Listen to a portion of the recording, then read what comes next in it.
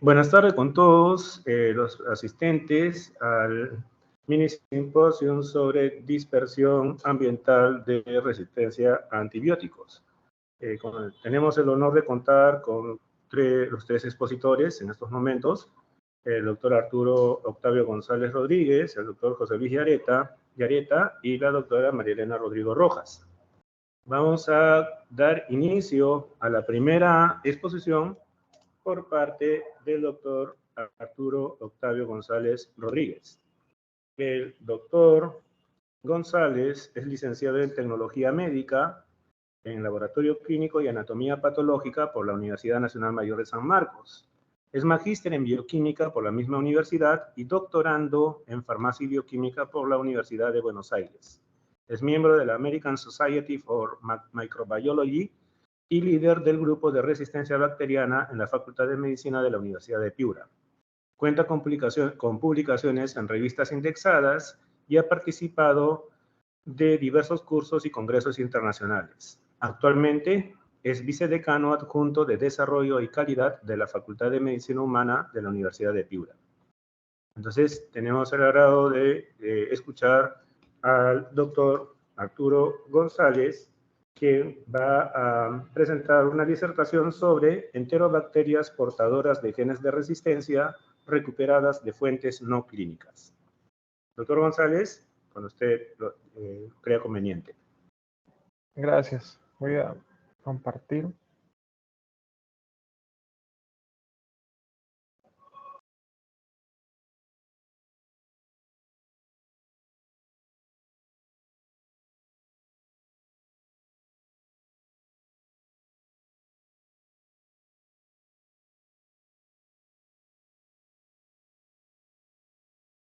¿Pueden ver mi pantalla? Vamos a ver. Sí, doctor. Ahora sí. Ya, perfecto. Muchas gracias. Bueno, primero, muchas gracias por la invitación y que la universidad esté preocupada por esos temas de la resistencia a los antimicrobianos. Entonces, esta presentación la he titulado Enterobacterias portadoras de genes de resistencia recuperadas de fuentes no clínicas.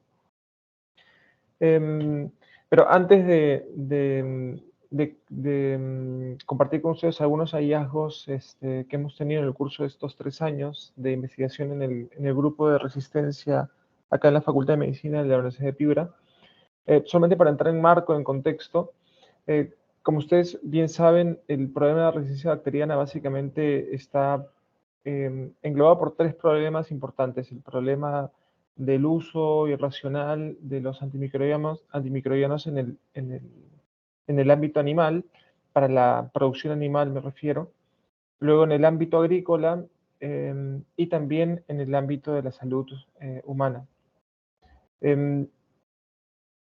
Como datos, les muestro, por ejemplo, de que la mayor cantidad de antimicrobianos que nosotros se los damos, que nosotros producimos, son de ingesta para uso animal, para la producción animal, para que los animales crezcan más fuerte y puedan salir al mercado mucho más rápido y así puedan ser mucho más, se pueda rentabilizar mucho más el negocio de la industria alimentaria.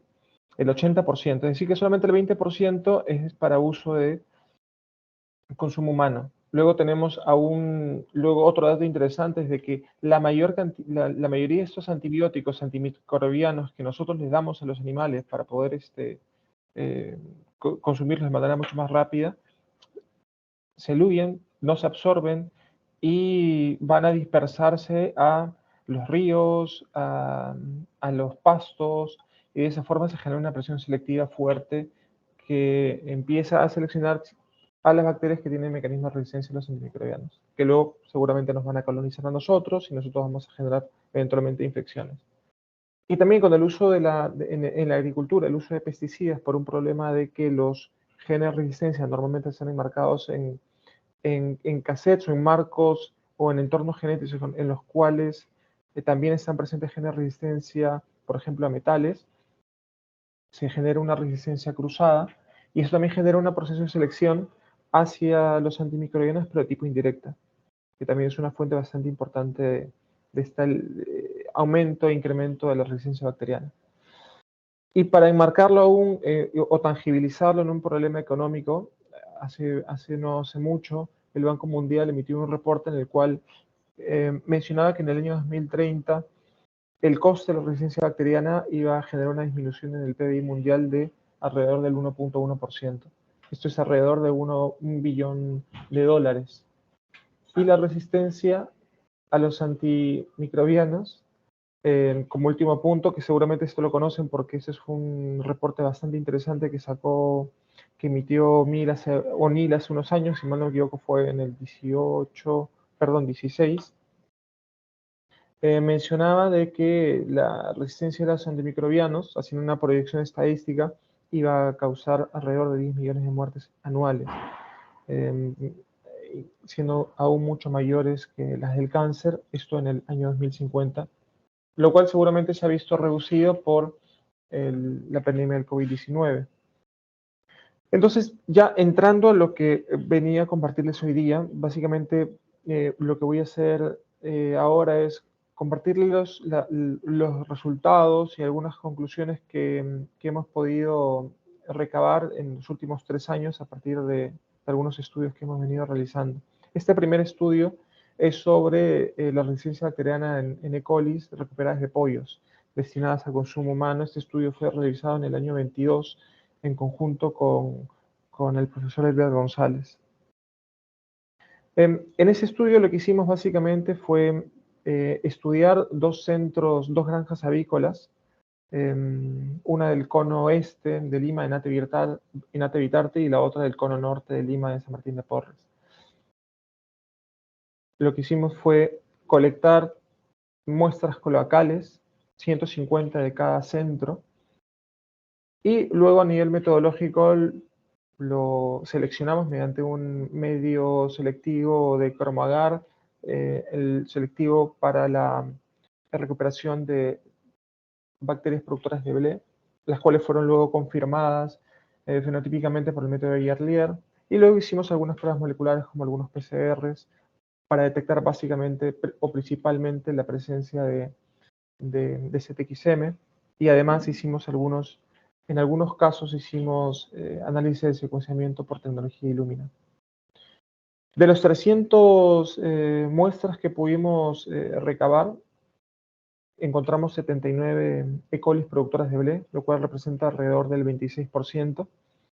Eso quiere decir que el 26% de los pollos estuvieron infectados, o mejor dicho, colonizados con E. coli productoras de BLE.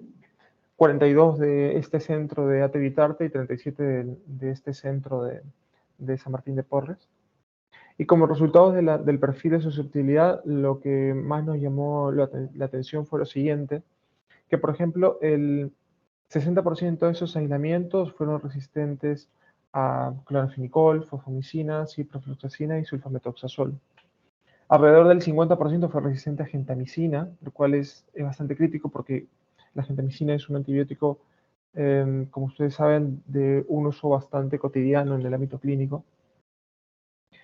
Y también detectamos algunos aislamientos con resistencia a cefocitina, lo cual implica que había una aportación seguramente plasmídica de AMCES en alguno de esos aislamientos de colis.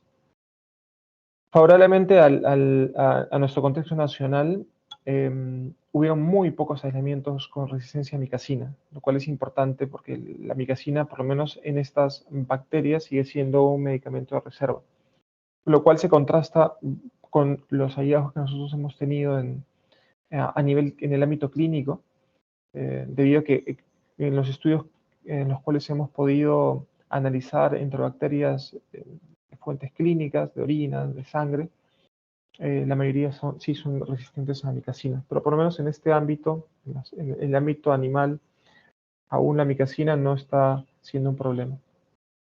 Y favorablemente la mayoría, o mejor dicho, todos los aislamientos fueron sensibles a carbapenémicos. Ahora, por otro lado, si ustedes pueden ver acá, en algunos casos los antimicrobianos tuvieron una diferencia en nivel del perfil de resistencia. Por ejemplo, normalmente obtuvimos un mayor nivel de resistencia en el centro de Ate Bitarte, tanto para el sulfametroxazol, fosfomicina y gentamicina. Pero en el caso de cefocitina, la resistencia en el centro de San Martín de Porres fue mucho mayor, lo cual implica que hay un uso diferenciado de estos antimicrobianos de consumo de uso animal para la producción alimentaria en estos centros. Ahora, con respecto a los análisis moleculares, detectamos que en todos los aislamientos, los 79 aislamientos de coli, la producción de BLE estaba siendo mediada por CTXM. En algunos de estos casos, como les comentaba al comienzo, específicamente en 9 de estos aislamientos pudimos secuenciarlos por tecnología Illumina. Acá debajo les muestro un recuadro con el perfil del resistoma de estos aislamientos, con algunos datos adicionales. Pero lo interesante es de que en la mayoría de casos encontramos que la CTXM que estaba presente era la CTXM de tipo 55, que es un gen derivado del CTXM15. Y en un aislamiento pudimos detectar CTXM3, que también es del grupo 1, lo cual con esto podemos decir de que, por lo menos en esta submuestra, la mayoría de aislamientos era portador de CTXM de grupo 1. En algunos de estos casos también pudimos detectar CTXM de tipo 65, lo cual es interesante porque CTXM de tipo 65, o la variante 65, es una variante que ha sido reportada en los alimentos de Salmonella infantis, productores de BLE, que últimamente se ha vuelto endémico en el país. Lo cual, Arturo, ¿sí? Arturo, disculpa, me parece que se ha quedado en la carátula. No sé si soy yo la única que ve, pero no ha avanzado las diapositivas. A ver, voy a tratar. Y porque yo tenía fallas con mi máquina, no sé si es mi máquina o si los demás lo ven igual. A ver si me pueden confirmar. Sí, ahorita todavía no se comparte nada. Ahorita lo he dejado de compartir. Ya.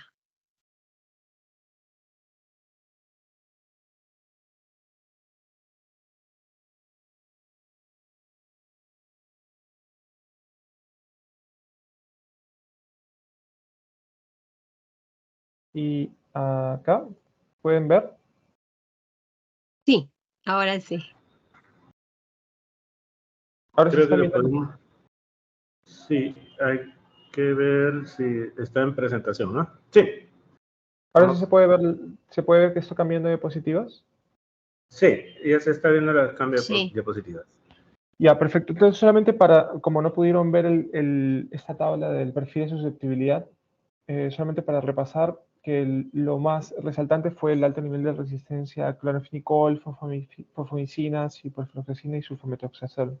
Y lo que les mostraba en esta diapositiva era este recuadro sobre el rizoma de las bacterias que pudimos secuenciar por tecnología Illumina, en la cual la mayoría de aislamientos tenía CTXM de grupo 1.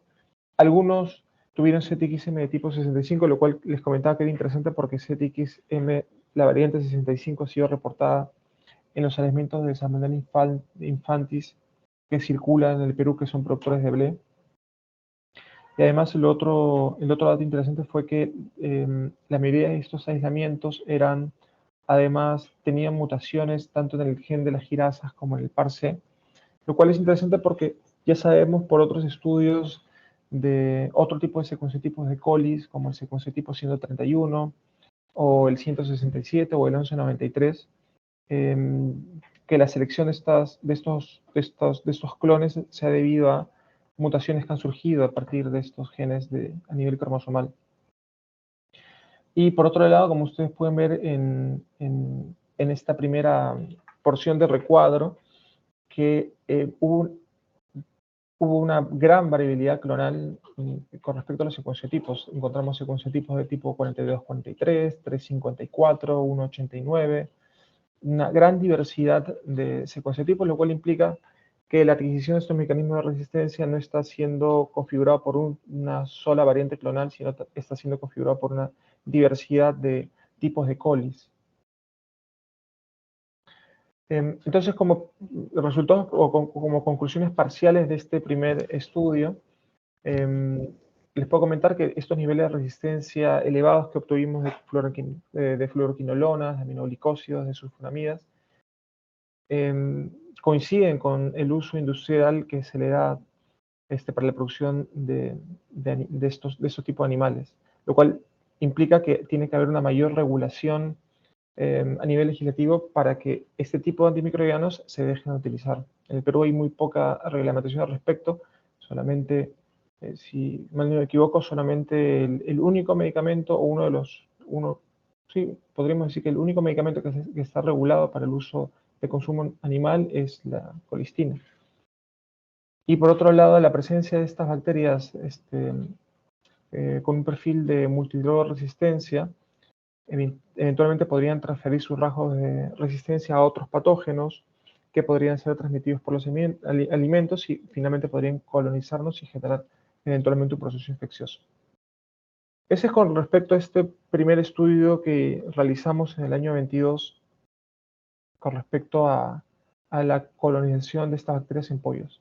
Luego hicimos un estudio sobre el resistoma de la leche materna, en la cual básicamente nos propusimos como objetivo identificar dos cosas. Uno, el microbioma de la leche materna, y el otro objetivo fue determinar cuál era el resistoma de la leche materna específicamente. Entonces, para esto lo que hicimos fue enrolar a 46 mujeres con hijos lactantes de entre 3 a 12 meses de edad. Colectamos alrededor de 5 a 50 mililitros de leche materna por cada mujer.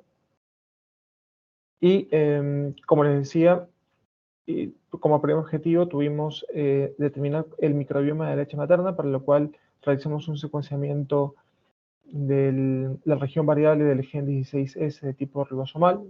Amplificamos tanto la región B4 como la B3 para identificar específicamente los géneros bacterianos que estaban presentes en la leche materna.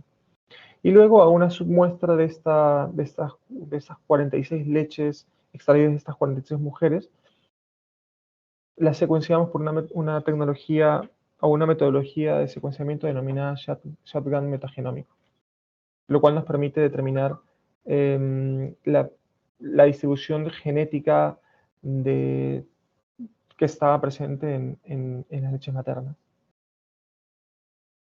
Entonces, a nivel del microbioma, lo más resaltante fue que la mayoría de las bacterias que estaban presentes en las leches maternas podían resumirse en dos tipos de géneros bacterianos, en Streptococcus y Staphylococcus. Básicamente, estos dos géneros bacterianos representaron alrededor del 71% del total de bacterias presentes en la leche materna. Evidentemente encontramos, como ustedes pueden ver, algunas otras bacterias con una frecuencia importante, como por ejemplo Veillonella o Rhotia. Y además también identificamos otros géneros bacterianos de importancia probiótica, como por ejemplo Bifidobacterium o Lactobacillus, aunque en una frecuencia bastante baja, alrededor del 0.2%. Identificamos un género bacteriano que no se había reportado en leche materna, que es Geot gallivaca, con una frecuencia también baja disminuida de alrededor del 1%, pero igual presente. Y además identificamos dos géneros bacterianos de importancia clínica, como es Acinetobacter y Pseudomonas. Como ustedes saben, estas bacterias son asociadas a transmisiones de genes de resistencia en el ambiente clínico. También identificamos Klebsiella, E. coli, como géneros de importancia clínica. Y con respecto al resistoma de leche materna, lo más resaltante que les puedo comentar es que identificamos alrededor de 1076 genes de resistencia distintos en la leche materna, 1076 genes de resistencia distintos en la leche materna. En este cuadro ustedes pueden, o en esta gráfica ustedes pueden ver la distribución de estos genes en forma general. El 11% de estos genes de resistencia correspondían a beta-lactamasas, el 8% a QNR, que es un mecanismo de resistencia para quinolonas, 2% a acetilasas, 5% a fosfatasas, estos dos relacionados a la resistencia a aminoglicósidos, luego bombas de flujo, alrededor de un 14% de los genes de resistencia correspondieron a bombas de flujo, y un 60% que configuraba todo el resto de genes de resistencia. Y entre estas beta-lactamasas, las más resaltantes, las que nos llamaban más la atención, que estaban presentes en la leche materna, fueron KPC, NDM, BIN, OXA23, todas estas de tipo carapenemasas, es decir, todas estas con la posibilidad de generar hidrólisis en los anillos beta-lactámicos. Y también encontramos ZXM, como también lo hemos encontrado en otro tipo de fuentes. Entonces, como conclusiones de este pequeño estudio que les muestro, podemos resaltar que la leche materna, que es formadora de la flora intestinal de los niños, presenta una alta diversidad bacteriana, en las cuales se está dominada por bacterias gram positivas, como son estafilococos y estreptococos. Y la otra conclusión resaltante es que la presencia de estas carapenemasas en la leche materna es una alerta para nosotros sobre la extensión y el riesgo de diseminación de estos mecanismos de resistencia en población vulnerable como son los niños lactantes. Y por último, como último estudio que les voy a presentar es un estudio que realizamos en el año también 22, que se tituló Lactantes portadores fecales de enterobacterias multiresistentes, para lo cual nosotros enrolamos a 41 lactantes con un promedio de edad de 7.5 meses.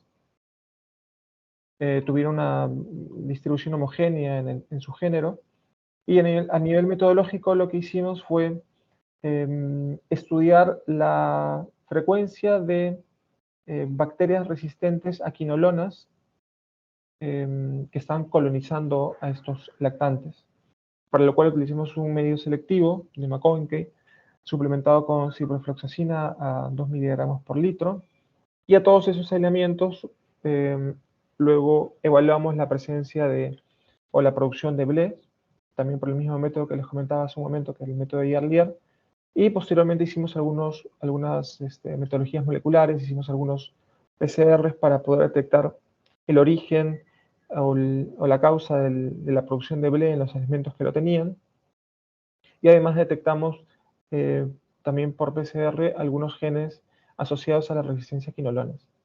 Entonces, de estos 41 lactantes, 28, es decir, alrededor del 68%, fueron portadores de enterobacterias resistentes a ciprofloxacina, siendo E. coli el comensal más frecuente.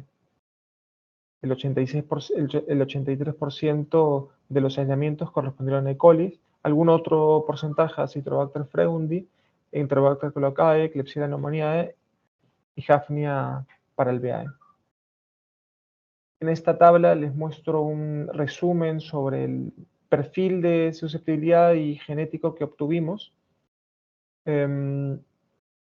Obtuvimos alrededor de 15 aislamientos resistentes a cefalosporina de tercera y cuarta generación, es decir, productores de BLE.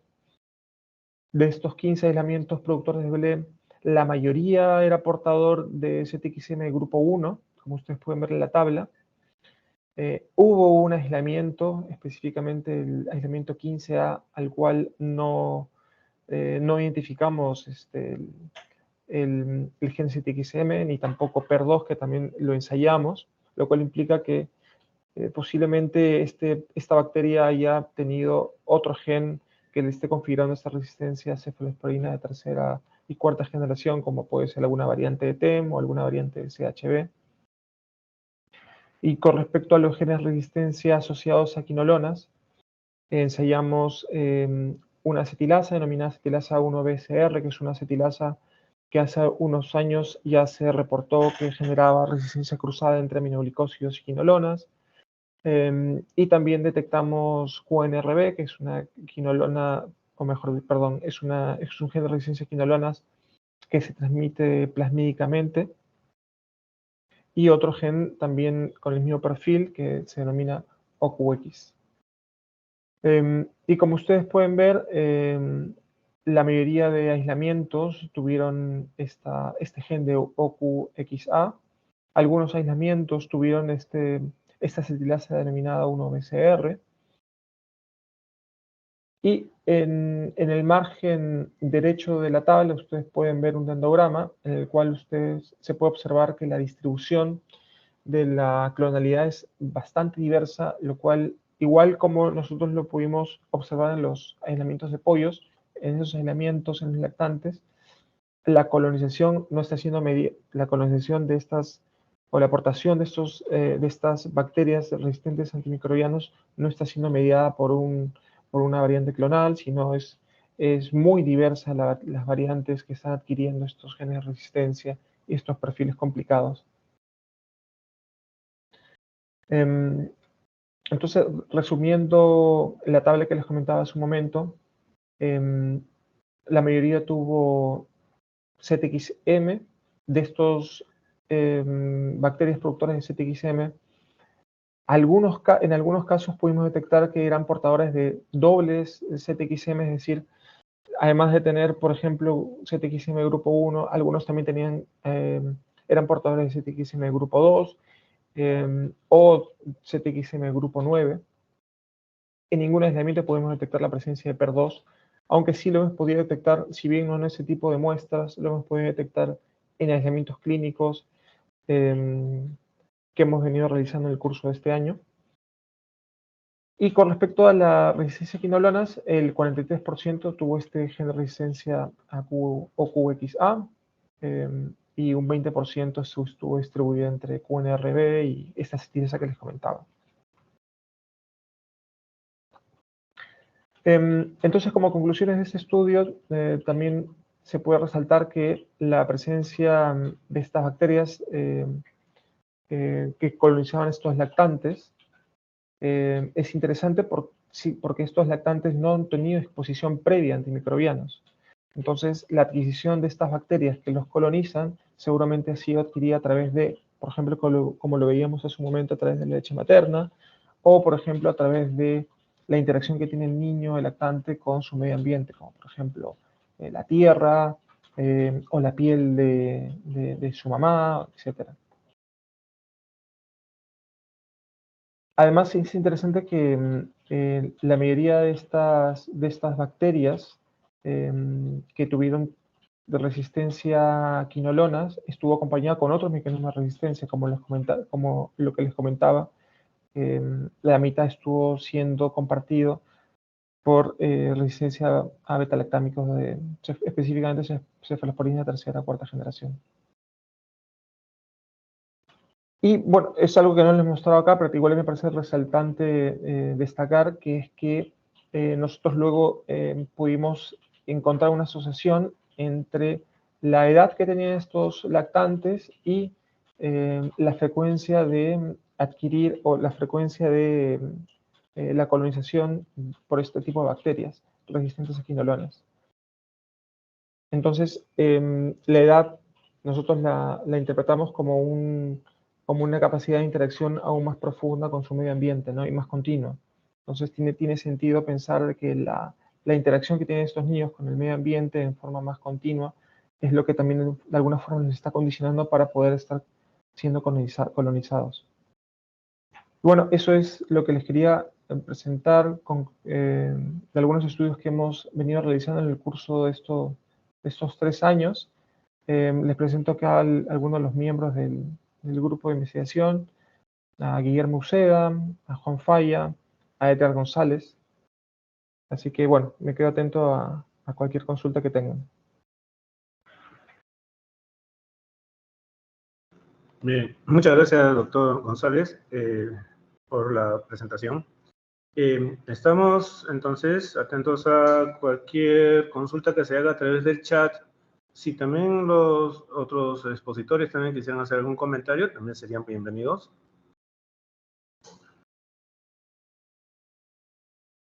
Acá me está llegando una pregunta a través de otra red que nos indica que quieren una opinión de parte de usted con respecto a cuáles serían las resistencias a antibióticos que se estarían, se podría decir, ¿no? Algo así como que tendrían mayor importancia para la salud humana en cuanto a lo que vendría a ser una posible transmisión, ¿no? De tipo horizontal. En el caso de los lactantes y en el caso de la leche materna, de los trabajos de leche materna y lactantes que usted acaba de mostrar. Sí, bueno, o sea, dentro de los hallazgos que hemos podido obtener con respecto a la leche materna, lo que más nos llamó la atención, y es un poco los que les mostraba, es estos genes de resistencia a carbapenémicos. La aportación de KPC, NDM, BIN, es muy preocupante. Ya de por sí NDM y BIN son un problema para su tratamiento. O sea, que una bacteria sea portadora de BIN o de NDM genera un problema ya en el ámbito clínico. Pero conocer ahora que bacterias estén colonizando, con estos mecanismos de resistencia estén colonizando este tipo de fuentes, es preocupante porque eventualmente van a ser transmitidos a los niños, eventualmente van a ser transmitidos al ambiente, y eso implica de que tengamos una mayor posibilidad de infectarnos en el futuro con bacterias o generar una infección a nivel comunitario por bacterias que tengan este tipo de mecanismo de resistencia.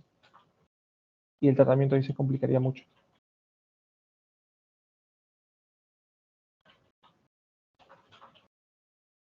Bien, muchas gracias por la respuesta, doctor González, por haber escuchado, y evidentemente, como estamos viendo, también hay aplausos virtuales por la disertación que ha presentado.